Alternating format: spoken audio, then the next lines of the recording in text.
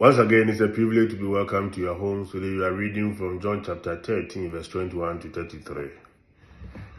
When he had said this, Jesus was deeply troubled and testified, "Amen, amen, I say to you, one of you will betray me." The disciples looked at one another at a loss as to whom he meant. One of his disciples, the one whom Jesus loved, was reclining at Jesus' side. So Simon Peter nodded to him to find out whom he meant. He leaned back against Jesus' chest and said to him, "Master, who is it?" Jesus answered, "It is the one to whom I hand the morsel after I had dipped it." So he dipped the morsel and took it and handed it to Judas, son of Simon the Iscariot. After he took the morsel, Satan entered him. So Jesus said to him, "What you are going to do, do quickly." Now none of those reclining at table realized why he said this to him. Some thought that since Judas kept the money bag, Jesus had told him, "Buy what we need for the feast," or to give something to the poor. So he took the morsel and left at once, and it was night. When he had left, Jesus said, "Now is the Son of Man glorified, and God is glorified in him. If God is glorified in him, God will also glorify him in himself, and he will glorify him at once.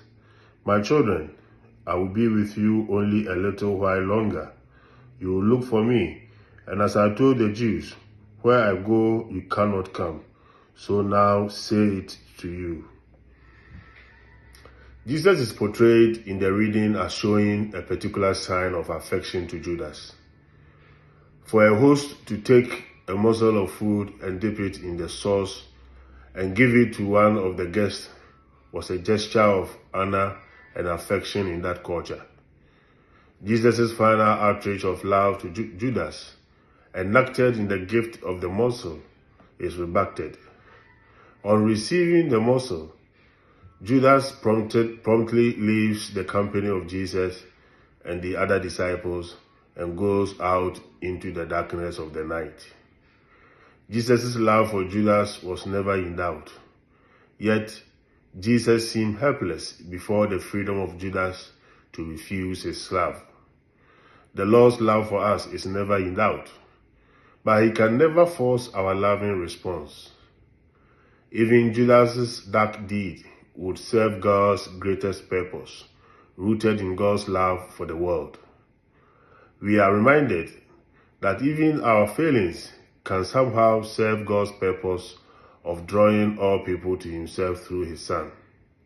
Dear friends, even when, like Judas, we head out into the darkness of sin, God's light is not extinguished.